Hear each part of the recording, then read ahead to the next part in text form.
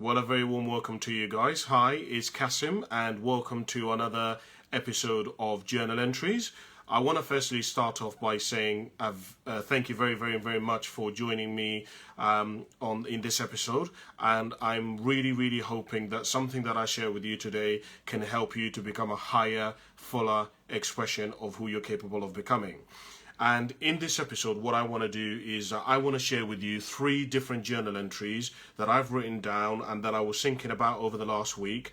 And I hope that in some way it can inspire you to start your own journaling. I hope that in some way it can trigger something in you there, whereas you can start writing down your ideas, you can start writing down your philosophies, you can start writing down what you believe in.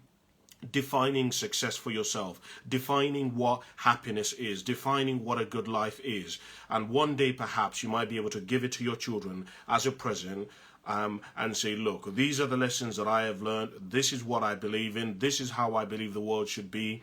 Take it, use it as a foundation to go build an incredible life for yourself and for your family. So I hope that that is what I can do in this episode. And I want to talk to you about 3 different concepts today. The first thing that I want to talk to you about is I want to talk to you about what you've seen in the title today, which is about really the importance of understanding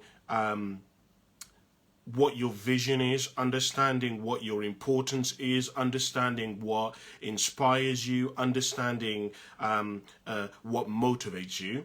The second thing that I want to talk to you about is that I want to talk to you about the importance of studying life and that actually ignorance is not bliss. And the third thing that I wish to share with you is around the importance of having people in different roles in your life if you wish to become the most successful version of yourself that you can possibly become. So those are the 3 things that I would like to share with you. So let's begin off with what you've seen in the title today, because I think it's such an interesting thing that I was thinking about. So a lot of last week, I was really looking at a question of why is it that sometimes people's lives loses color? Why is it that sometimes in life you see people ghosting through life, where they're not sure what they're doing, they're not sure why they're here, they don't have a vision, they're not sure what they're trying to do with their life, they're not really sure what they value, they're not really too sure what's important to them. They have an attitude of, I don't care, Cass, I just kind of go with the flow. And I've always wondered why that was, even though I've got the amazing ability of being surrounded by incredible men and women. And this was all triggered by the fact that I work with somebody who is a very articulate, intelligent, and gifted young man. And I was saying to him, David, let me ask you a question. You're obviously not dumb. You're obviously intelligent. You're obviously clearly a good guy. And yet you're not doing a lot with your life. And I was saying to him, like, what is your vision? Where are you trying to go? Have you got like a goal where you're trying to be in like 5-10 years time? And he said to me, Cass, I don't really know what I want to do. I'm not really sure what I'm not really that motivated, to be honest with you. And this led me to really asking that question of why is it that so many people kind of just coast along in life? And you may know people like that in your life, where you know people who are really gifted, people who are really talented, people who are very articulate, they're very intelligent, and yet they're wasting their life. And you might be wondering why that is. And I said to, later on, David came up to me and David said to me, Cass, why do you think it is? Obviously, you study success and that kind of stuff. Why do you think that it is? And I said to him, it was one of 2 reasons in his life, which is I had observed. I said to him, David, I think that there is 2 things in your life which you're currently missing. The first thing that you're missing is that you're missing a vision. I said to him that you have nothing that inspires you. And I guess so that's one of the first things that I want to share with you today. I don't know what stage you're at in your life, but, I have found in my own life and in studying other people's lives that when you meet people who've done incredible things with their lives, these individuals are not really operating from motivation, they're operating from inspiration. In other words, these people are not really, when we tend to think about motivation, we tend to think about it tends to be like quite a negative thing. And when we tend to think about inspiration is usually like a call to action. It requires that we change ourselves. It requires that we have something to aspire to. And I guess that one of the things that I was saying to David is like, David, look, you have nothing in your life which is bigger than yourself, right?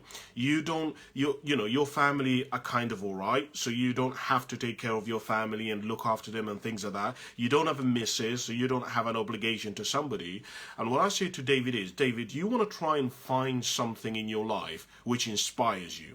Something, maybe a problem in the world, something that you believe very strongly about, something that you want to stand up for, something that you want to protect, something that you want to defend, and use that as a guiding post to helping you to grow as a person. Because when I've looked at this question of why it is a lot of people, even though they seem to have everything, they're unhappy, many times the center, if we trace it back and go back to the center of who they are, it is usually because they're not growing. They don't feel as though, as a human being, they have a freedom to express who they are, to be able to become different versions of who they're capable of becoming. And I would share with you that in your own life, try to move away from being motivated and doing things because you're motivated, and try to steer yourself closer and in the direction of being inspired. Find things that inspire you, that inspire your heart, that engages the invisible forces, which are essentially what allows human beings to do the most remarkable things. If you look at people who do things that are miracles, that are phenomenons, that are things that most of us would define to be impossible, or things that beat the odds, or things that are statistically should not have happened but they happened, you will find that usually that person is not operating from motivation, but they're operating from inspiration. They were inspired to start a gig. They were inspired to run. They were inspired to become a better version of themselves. So that's the first thing. The second thing that I said to David was that, David, look, you don't have many reasons for doing very well. You're clearly a guy who, I know you're intelligent. You know that you're intelligent, right? You're clearly a guy who, you're healthy, you've got vigor, but you don't have many reasons in your life to do great things. For what reason? You don't have anything which is bigger than yourself to do it for. And I said to David, the main reason why you essentially go to work, and is actually why you're operating on survival, because as many of you will know, I have what I call the 6 stages of life. And the bottom stage of life is what I call survival. And then from survival, you go to security, right? And from security, you go to freedom. But in order to go from survival to security, one of the things that you have to do is that your reasons for being, you basically have to go to you have to dig down deeper than just looking at life as factual. So let me give you an example of this. I was talking to my friend Chloe, and I was explaining to Chloe, Chloe, a lot of people in life, we tend to operate from a space and a place where we operate from what I call facts. So most people, if you look at our relationships and the way we interact with people, we know facts about our friends, about our partners, things like they like football, how old they are, what food they like. These are facts, right? And any person can know these things. But then I said to Chloe that the next level of really connecting with people is where you start getting to what I call opinions, is where you start talking about people's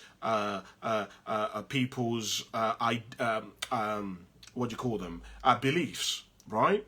And when you start talking about what people believe, how people think that the world should be, that's when you really get to another level of connection. And I said to Chloe that the highest level of connection you can go with somebody is around ideas, right? Because ideas are based on conviction. It is based on what somebody at the center of who they are, they're willing to die for because they believe in it so much. And what I would share with you is, and again, I was journaling about this, and I thought, if more men today, or if more males today, operated their life from a center where they were operating from conviction, their life had what I call integrity. In other words, what they actually believe at the core is the way in which they live their life. I think, and this is what I believe as Cassim, I believe that we would have less men committing suicide. We would have less men who are depressed. We would have less men who are wandering about the world, not really too sure what they should be doing. And so what I would encourage you to do, and is what I said to David, is David, you've got to find you've got to really refine your reason for why it is that you're on this planet. And some of you guys, you may not even realize that if we observe the way that you live your life, if we follow it back, we would find that at the center of what your conviction is, at the center of why it is that you believe you're here, it is simply to basically go to work and pay your bills. Because if we look at the way you've been living your life, that's essentially what you do. I mean, you don't make enough money to be living abundantly, to be living the most amazing life that you possibly can. You are just doing enough to simply survive. You're doing enough to simply pay your bills, and sometimes you push yourself and motivate yourself to maybe going on a holiday or paying for something that you really want, a new TV or a new iPhone. But beyond that, your life doesn't really expand, or you don't have the freedom to be able to express more of who you are as a human being. And so what I would ask you, and it's something that I was journaling about, is I would ask you to really look at yourself and examine what reason you have for being on this planet. Do you believe you're an accident? Do you believe that you're here to help other people? Do you believe that you're here to use your life as a vehicle to improving other people's lives? Do you believe you're an accident? What is it at the center of who you are as to why you believe that you're on this planet?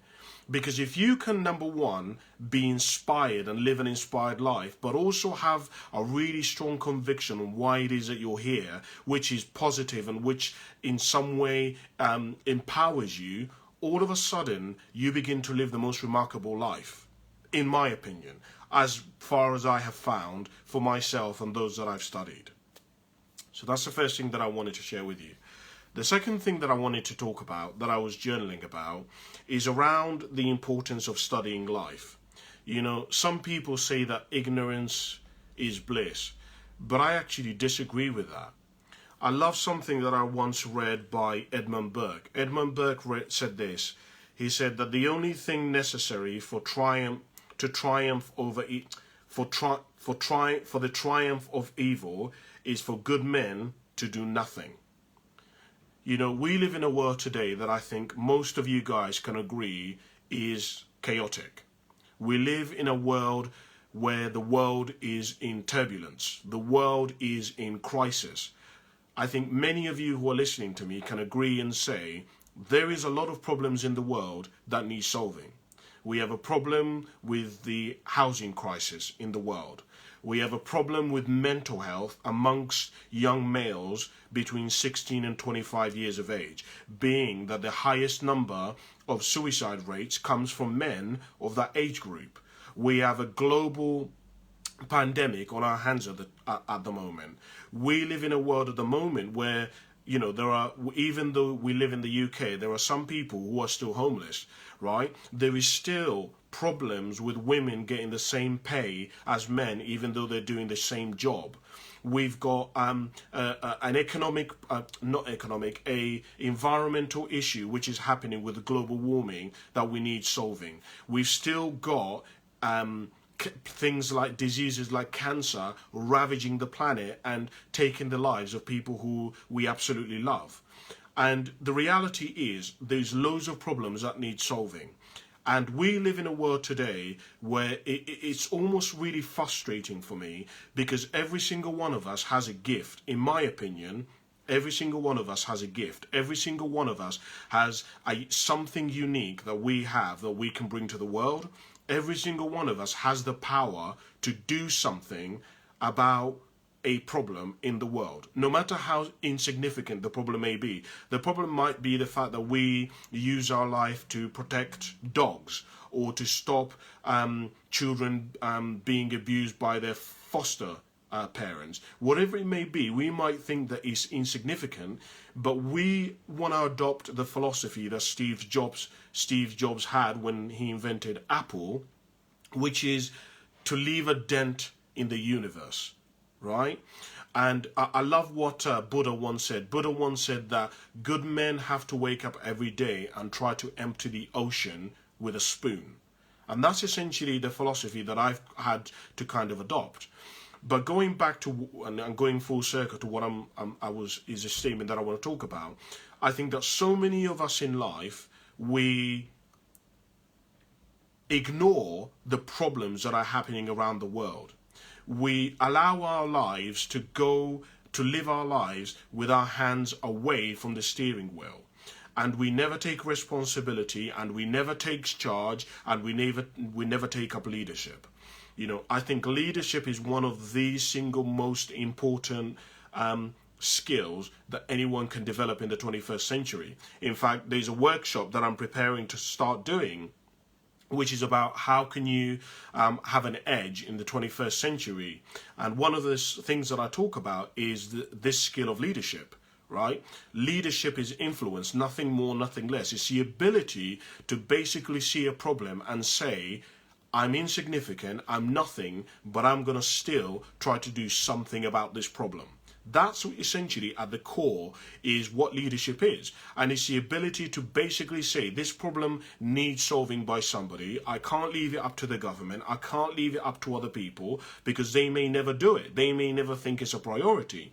So what I'm going to do is I'm going to use my life. I'm going to be resourceful and try to find resources and try to find people who can help me so that I can go about trying to solve this problem. And one of the things that, of course, leadership mandates is leadership mandates that you become a problem solver. I think so many of us in life go through our lives being complainers. We complain, we talk about what is a problem in the world and how the government does this and how the government isn't doing this. But we never come up with solutions. We never do anything about it. We never go and protest. We never go and speak to people in positions of power and offer solutions, right? And so what I would share with you, and is really what I think is really important, is that I really think that it's really important that every single one of us in life become educated about life. It's really important that we understand what is success, what is failure, how does politics work. You know, I was having a conversation with a guy just this morning, which is actually part of what prompted me to talk about this specific topic. And he was asking me about politics. And he was saying about how a lot of politicians today don't do anything and how we can't believe them. And I was asking him, you know, Malcolm, what do you think, I was asking him about how he thinks somebody in politics becomes successful. And he was like, well, you've got to be trusted. And I said to Malcolm, you know, Malcolm, that unfortunately is not how you become successful in politics. In politics, this is actually how I explained it to him. I said to him that, you know, Malcolm, politics, a lot of us, we tend to think that politics is like football. We tend to think that politics is like a game of football where it's equal, you know, where when you play football, you know that the game is the same, the rules are the same, you have the same amount of players, and if you play the game, then it's equal outcome as to who wins and who loses. That's how a lot of us tend to think about politics. But politics is not actually like that. Politics is more like chess, right? And if you've ever played chess, you will know that chess is not about being the nicest person or being the most trusted person or being the most intelligent person. Chess is a game of strategy. The person who has the best strategy will win in the game of chess. And I was explaining to Malcolm that that is essentially how politics works. Politics works in the way that he who is able to manipulate and have the right money and pay the right people, who is the most strategic about using their resources and themselves is who wins. And I was saying to Malcolm that, look, Malcolm, when we look throughout history, essentially to make it in politics, there are two avenues that you can take. The first is you've basically got to be what I call pure of heart. You've got to be somebody like Nelson Mandela, somebody like Lincoln, right? Where your intention is so pure that it cuts through all the noise of all the other politicians. The second way that I said to Malcolm that politics works is that I said to him, if we look throughout history, to become successful in politics, you basically play the game, right? You pay people off here, you do lobbying, you connect yourself with the right people, you go to the right schools. For example, we know if you look at statistics that a lot of the politicians and the MPs, they all went to certain schools, right? They're all in a certain line of work, right? They all went to certain universities. We can see a certain trend and certain patterns amongst these individuals. And so what I would share with you guys is that it's really important to understand how life works, how we work, how other people work. You know, one of the things that I was journaling about as I was thinking about this point is around how so much of the conflict that we have in today's society is around ignorance. It's around people not being able to see the world from other people's perspective. If you look at much of the conflict around this globe today, most of that conflict is personal conflict, right? It's the gays don't agree with the lesbians. Muslims don't agree with the Christians. The women are not being paid enough as the men, right? Do you see what I'm saying? It's all a matter of miscommunication, and that miscommunication usually comes from a lack of knowledge, of awareness, of consciousness. And what I would encourage you to do in your own life, and it's something that I constantly have to practice in my own life, is to become more awakened, to become more educated. What is success? How do you even define it? Why does everybody seem to want to pursue happiness? What is happiness? Why is it that we live in a world where everybody is hell-bent on being happy, on being in love? What is this thing that everyone talks about, finding the one? Why is it that everybody wants to find this one or their person? What is it about that? You know, in today's society, what is a good life? It isn't about, you know, because if you understand more about this kind of stuff, the more you can then have a conversation with people, the more you can connect with people, the more we can move the conversation forward, because we can start talking about ideas and we can start talking about solutions. But if we don't have an understanding of the way the world works, how can we even have a conversation? Because if you understand how a certain area works or how things work in politics, but I don't, I can't even come forward to the table and have a conversation with you. So it's just something that I was thinking about, and I just thought it's really important. So that's the second thing. The third journal entry which I made, which I was thinking about, is about the importance of having people in certain roles in our lives so that we can live an abundant life. You know, it's interesting, and I don't know whether you agree with me on this, but we live in a world today where so many of us live in kind of cults. We hang around with people who think exactly like us. We speak to people who are exactly like us, who like the same sports as us, who believe the same things as us, who look like us, who come from the same background as us. And you would think that, actually, Cassim, that's not true. You know, I know loads of people from different cultures and different backgrounds, but I would challenge you to really ask yourself if that statement is really true. You know, I was speaking to somebody and they said to me, you know, Cassim, I know loads of people from different cultures. And I said, that's an interesting statement. So in your own life, how many black people do you know where you've met their family and you've gone round and you understand their faith and you've genuinely spent a considerable amount of time with black people? And the more people that I ask this question, the more people actually cannot answer that they have a lot of people who they know. I mean, a lot of people can't even say they know one person. And I mean, where I live in Reading in Berkshire, this place is full of people who are black, right? You can't go anywhere without seeing a black person. So it's interesting for me that people would actually say they don't know any black people, even though they may work with somebody who's black, but whether they actually have a conversation, have a coffee, converse about ideas, about solutions, about ideologies, about philosophies, about strategies is a completely different matter altogether. You know, it's interesting that so many of the football lads don't hang around with people perhaps who are more drawn to the musical side of life, right? People who are more drawn to the artistic side of life, people who are guitar players. You will tend to find that the musicians hang around with the musicians and the footballers hang around with the footballers. And again, going back to what I alluded to in a different point today, a lot of the conflict in the world today comes from a lack of information, a lack of understanding, ignorance. We don't know anything about the other people. So as a result, we make assumptions, right? And when we make these assumptions, most of us know our assumptions are usually wrong.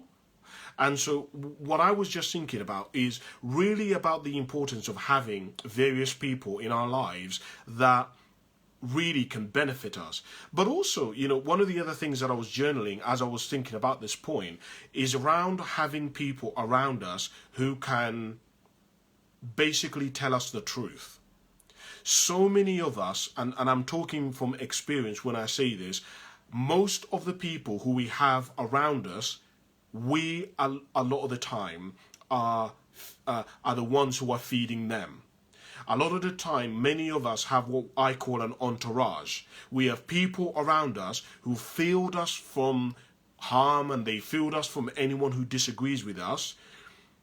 But as a result, we live in almost a bubble where we're not really actually aware of what is outside of our bubble. And many of us don't have people in our lives who can tell us the truth. Like people who can ask us questions like, look, you're 30 years of age now. You still don't know what you want to do with your career. You still are not really sure whether you want to have children, you don't want to have children, you want to get married, you don't want to get married, whether you still haven't thought about retirement and whether you're going to have a pension. You still haven't thought about whether you want a home or you don't want a home, what you value, what you don't value, how you believe the world should be. You still haven't figured out what your purpose is.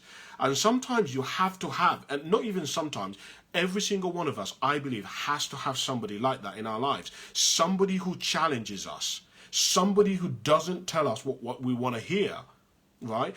Because it's very easy to go your life and have everybody be nice to you and everybody, you think that they love you, but actually you're not really aligned, you're not really on course, you're whatever being on course means, but you're not really, your life is not really living at its fullest. All of us have to have people around us in our lives which say, look, you're in this relationship, but is this relationship really serving you? I know you like the person, but the person treats you like shit. I would personally recommend to you that you don't be in that relationship. And a really good friend or that kind of confidant is somebody who will tell you at the risk of losing you. And many of us don't have people in our lives who will tell us the truth at the risk of losing us. But not just even that. Some of us need people in our lives who can inspire us. You know, a lot of us don't have people in our lives who we look to, who we want to become like. In other words, we don't have a model, particularly for men, you know. Men, we need to see what we need to become in order to become it. We model what we see. And actually, that's a really big thing for you guys who are listening to me. If you're a man, one of the things that if you haven't realized this already, that's important that you realize, is that men, the way in which we operate at our highest levels is to see somebody doing the thing that we want to do. So it's really important as a man to get around the people who you want to become like. If you want to be a great father, you need to get around great fathers and see how they operate and see how they think and see what things that they say. And so, do you see what I mean? And I was just thinking about this, and I was just thinking, it's so important that we have people who are positioned around our lives that can play these certain roles. Some of us in our lives, we've grown up with people, and those people, whilst they've been fantastic at getting us where we currently are, they can no longer take us to where we want to be. And we may need to get some other people from different countries, from different religions, who speak different languages, to be able to actually input some new ideas and some new philosophies and some new concepts that will allow us to really branch out and to really stretch and to really reach the highest capacities of our being. It's just something that I was thinking about, and I just thought maybe it might trigger something in you. So those are the 3 things that I wanted to share with you for my journal entries. But what do you think? What have you been thinking about this week? What is success? What is happiness? Have you been thinking about governments, or you've been thinking about the weather, or you've been thinking about attitudes? Write it down. Get yourself a journal and write this stuff down. I believe that if you really journal and you write down what you believe in and what you stand for and refine your ideas, you really truly can live the most abundant kind of life. So that's what I believe, and I would encourage you to do. Whether you do it or not is, of course, completely up to you. But if you like what I shared with you today, you know what to do. Jump on my YouTube channel, Cassimotive, subscribe to it, and join my community. But apart from that, thank you very much for watching, and I shall see you in next week's episode. Bye for now.